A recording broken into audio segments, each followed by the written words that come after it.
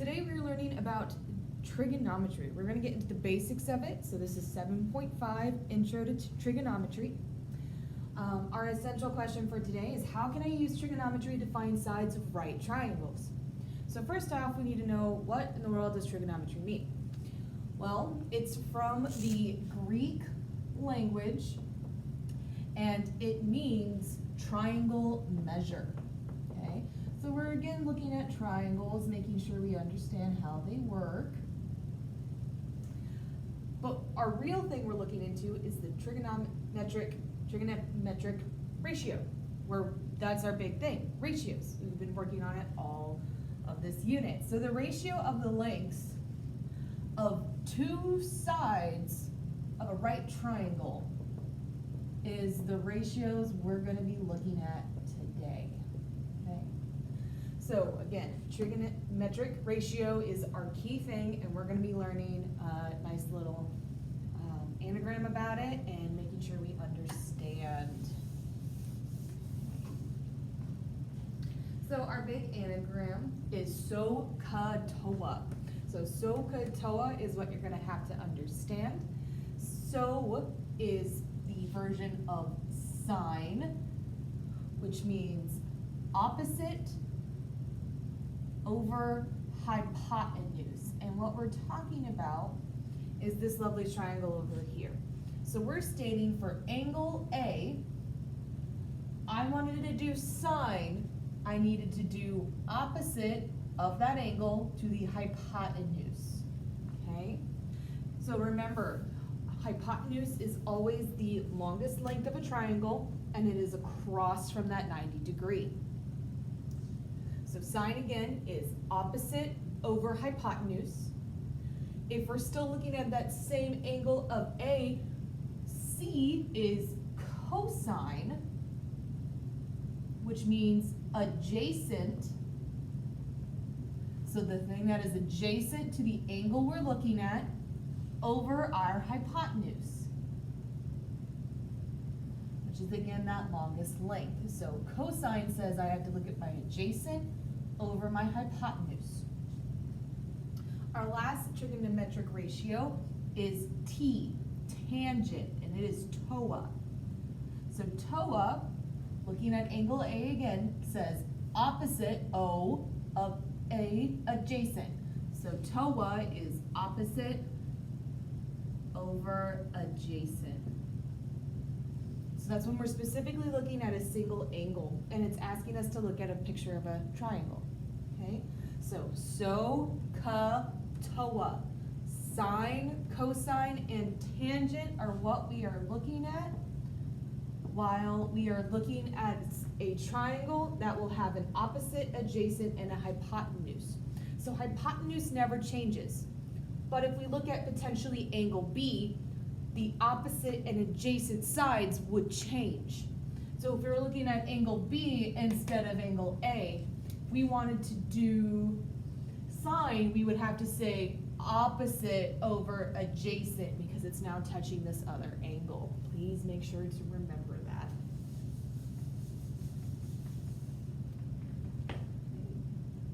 So we're going to be looking at a few examples.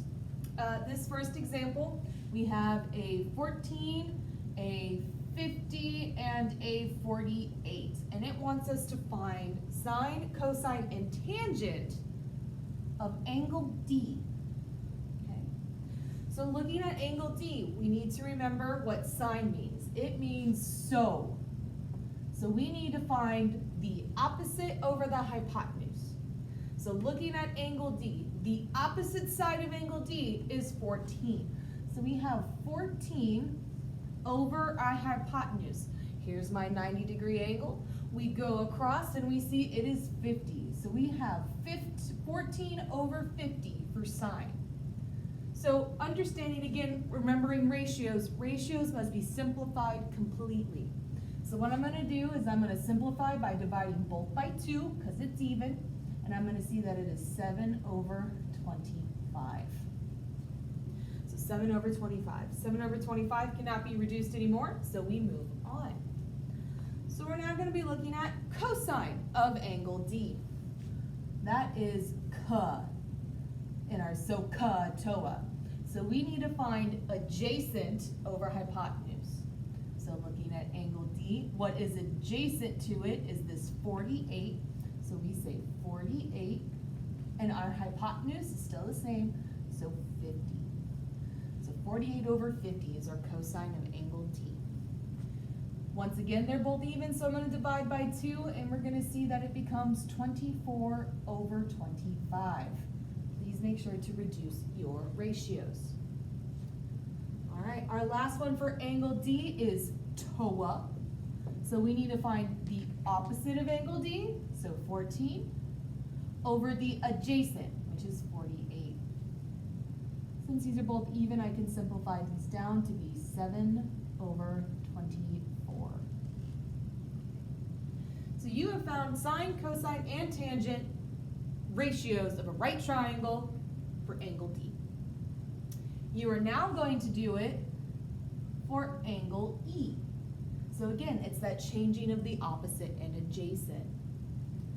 So we're going to go to sine of angle E, which means so. So again, so we take angle E and we say opposite. It is no longer 14. Opposite of angle E is 48. And then our hypotenuse. Again, hypotenuse doesn't change, so it stays at 50. So we found sine, 48 over 50. We've already reduced it, so we can rewrite it as 24 over 25. Going on to cosine, again, it is the CA. So at angle E, we need to find our adjacent. Our adjacent is now 14. Hypotenuse stays the same, and we've already reduced this, so this becomes 7 over 25. And our last one for this particular example is tangent, or TOA. So opposite over adjacent. So once again, our opposite is changed. So opposite is now 48, and our adjacent is now 14. It's the same reduction, it's just flipped. So I would still divide by 2, and I would see it be 24 over 7.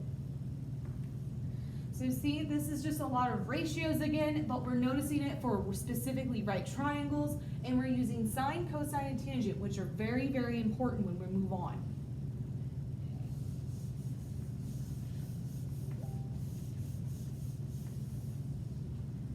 All right.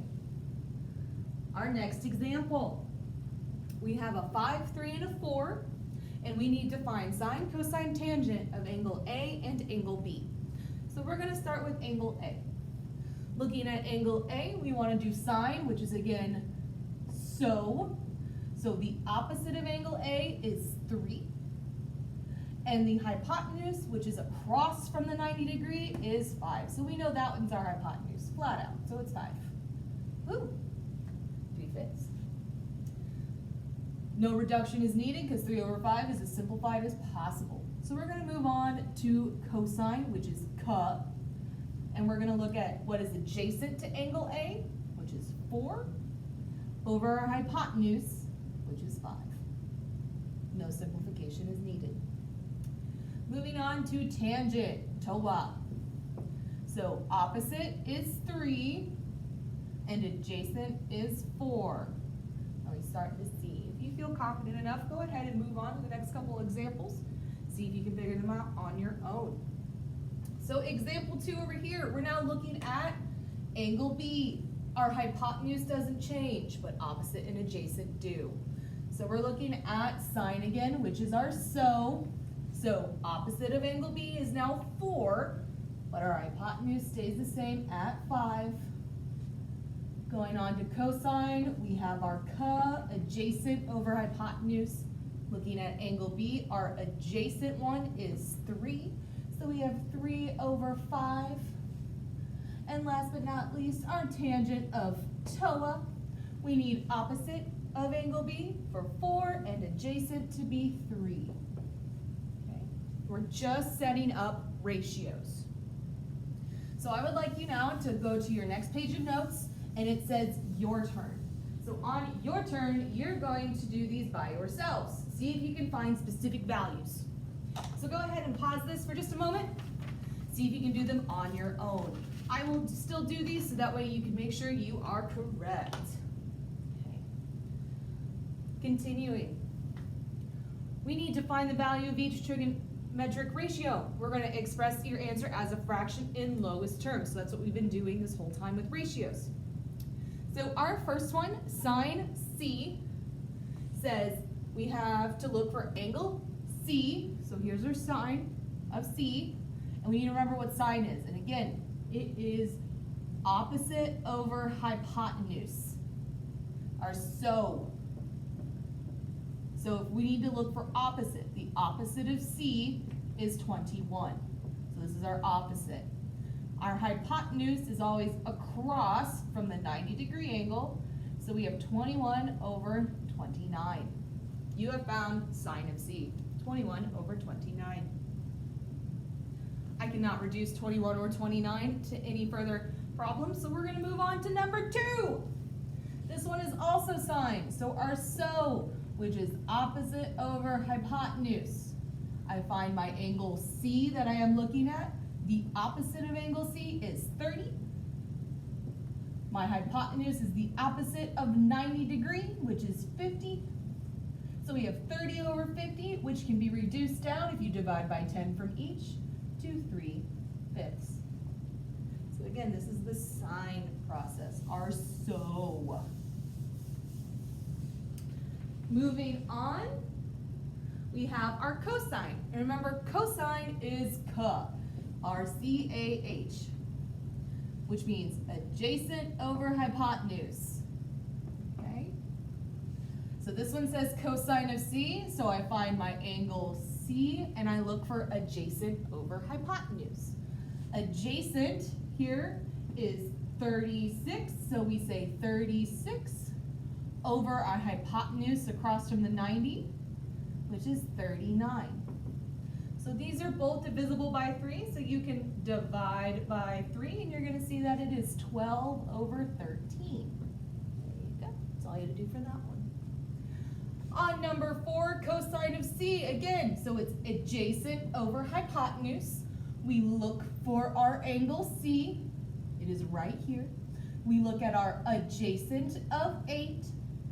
And our hypotenuse, again, opposite of the 90, over 17. So 8 and 17 don't have anything in common, so that is as factored as it can be.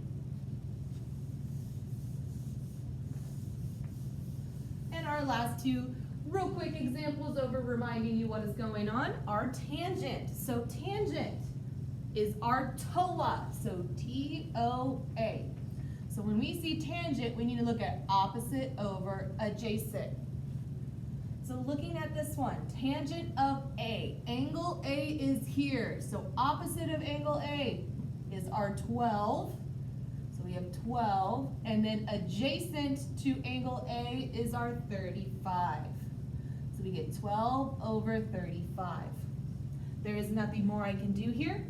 12 and 35 are as simplified as they can be. Our next example, tangent of X. Since we are at tangent, it is opposite over adjacent. We look for our angle X, which is right here. We find that opposite of this angle is 36, and adjacent to this angle is 27. So these are both divisible, and we can simplify this one down to be 4/3. If you can't see it, I'll give you a first hint. Divide by 3, and you'll see that there is another one you can do, which is, I believe, 4. Okay. So that is the beginning of our trigonometric ratio. We're going to take a break, and then we're going to move on. So this is the end of part 1.